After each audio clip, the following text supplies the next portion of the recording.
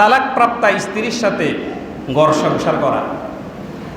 তালাক প্রাপ্তা স্ত্রী, যাদেরকে তালাক দেওয়া হয়, স্ত্রীকে তালাক দিয়ে দিয়েছেন, ফোনে তালাক দিয়েছে, 3 তালাক, ফোনে কোনো কথা কাটাকাটিতে 3 তালাক, 1 2 3 দিয়ে দিছে। এরপরে মেয়ের পক্ষের লোকজন আসে বলছে এটা তালাক হয়েছে কিনা, অবশ্য হয়ে গেছে। তালাক ফোনে দেন আর জেনে দেন, বলছে এটা তো রাগ করে দিছে। তো তালাক কি রাগ করে দেয় না খুশি হয়ে দেয়? তালাক কি রাগের অবস্থা দেয় নাকি ভালো অবস্থা দেয়? তালাক তো হয় রাগ করে। এটা ফোন দেওয়া, সামনে দেওয়া, বলে নাউজুবিল্লাহ, এটা মারাত্মক একটা বিষয়, এটা হালাল, তবে সবচাইতে নিকৃষ্ট একটা বিষয়। এই তালাক প্রাপ্তা স্ত্রীর সাথে আমরা অনেকে কথায় কথা তালাক দিয়ে দেয়, কিন্তু বুঝি না যে তালাক হয়ে গেছে, ঠিকই আবার সংসার করতেছে। এই জন্য সন্তান জন্ম হয় কুলাঙ্গা, কারণ তালাক দেওয়ার পরে এই স্ত্রী নাজায়েজ হয়ে গেছে। এখন যদি কোনো কারণে আপনার তার সাথে ঘর সংসার করে সন্তান আসে, সেটা হচ্ছে কি সন্তান?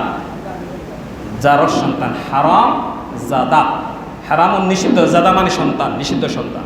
এই জন্য স্ত্রীর সাথে রাগ ছাড় উঠলে চুপ থাকবেন।